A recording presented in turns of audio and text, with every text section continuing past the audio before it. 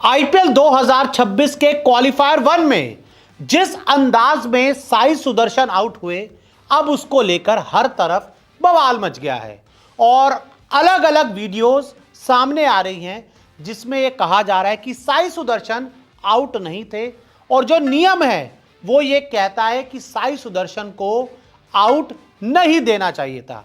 तो अब आपको इस वीडियो में हम ये बताएंगे कि Sai Sudarshan RCB versus GT का जो मुकाबला खेला गया, क्या उसमें आउट थे कि नहीं थे, आईसीसी का नियम क्या कहता है।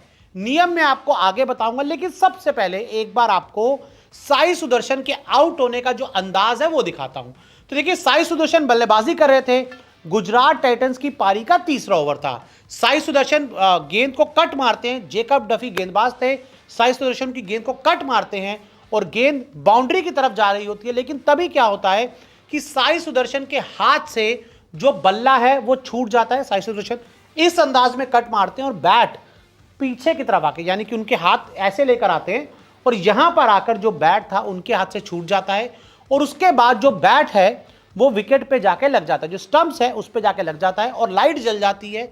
और उस समय साई सुदर्शन को ध्यान ही नहीं रहता कि बल्ला उनके हाथ से छूट गया है और वो आगे बढ़ चुके थे रन लेने के लिए।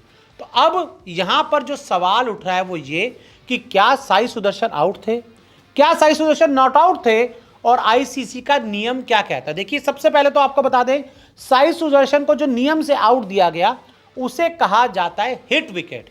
लेकिन कुछ लोग कह रहे हैं कि भाई वो तो शॉट खेल चुके थे, गेंद बाउंड्री पार चली गई थी, तब जो बैट था वो विकेट्स को जाके लगा। तो मैं ऐसे आपको क्लियर बता दूं, पहले तो जिस रूल से वो आउट दिए गए, वो जो लॉ है क्रिकेट के नियम 35 लॉ के तहत आता है। जी हाँ, जो आईसीसी का रूल है 35 उसके तहत ये आता है और इसको क्रिकेट की भाषा में हिट विकेट कहा जाता है। और हिट विकेट में बल्लेबाज कब कब आउट होता है मैं आपको वो बताता हूं। तो देखिए, सबसे पहले जब बल्लेबाज गेंद को खेलने का प्रयास कर रहा हो और उसका बल्ला पैर या शरीर का कोई हिस्सा स्टंप से छू जाए तो उसे हिट विकेट कहा जाता है और यह पूरी तरह से ठीक होता है।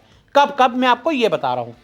रन शुरू करते समय, शॉट खेलने के तुरंत बाद, रन लेने के लिए पहला कदम उठाते समय यदि वो विकेट को गिरा दे, यानी कि आपने शॉट मारा और आप रन के लिए दौड़ रहे हैं, आपका पैर लग जाए, आपका हाथ लग जाए, कुछ भी चीज लग जाए शॉट खेलने के तुरंत बाद, और जब आपने रन लेने के लिए पहला कदम उठाया और उस समय अगर आप विकेट को गिरा दे, तो ये वही हुआ। साई सुदर्शन के साथ भी यही हुआ कि आपने कट मारा, गेंद बाउंड्री की तरफ जा रही थी, आप रन लेने के लिए दौड़ने आगे बढ़े, आपका बैट आपके हाथ से छूटा और सीधे जाके विकेट पे लग गया।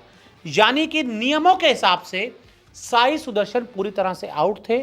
और आपको मैं एक चीज और क्लियर कर दूं कि जब साई सुदर्शन का जो बैट विकेट्स पे लगा तब गेंद बाउंड्री पार नहीं हुई थी, गेंद तब बाउंड्री से अंदर ही थी। तो ऐसे में वो गेंद डेड नहीं हुई थी। और साथ ही आपको बता दें, यदि बल्लेबाज का हेलमेट, टोपी या दस्ताना अपने आप गिरकर विकेट पर लग जाए तब भी बल्लेबाज को आउट दिया जाता है। यानी कि साई सुदर्शन जिस तरह से आउट हुए क्वालिफायर वन में, वो नियमों के अंतर्गत आता है और नियमों के हिसाब से कोई गलती नहीं हुई, नियमों के हिसाब से एम्पायर ने फैसला लिया और साई सुदर्शन को पवेलियन जाना पड़ा यहाँ पे। लेकिन बल्लेबाज को देखना होगा कि भाई, जब आप शॉट खेल रहे हो, जब आप इतने बड़े प्लेटफॉर्म पर आकर खेल रहे हो, तो आप इस तरह की गलतियां नहीं कर सकते कि आपके हाथ से बैट छूट जाए भाई। और ऐसा नहीं था कि आपने कोई बहुत बढ़ के शॉट मारा हो, आपने नॉर्मल कट मारा था यार, और कट मारने के बाद बैट ऐसे घूम के पीछे आके विकेट पे लग जाए, बहुत कम देखने को मिलता है। लेकिन ये साई सुदर्शन के साथ हमें देखने को मिला। तो ऐसे में नियम के हिसाब से सब कुछ ठीक था, नियम के हिसाब से कोई गलती नहीं थी और साई सुदर्शन पूरी तरह से आउट थे।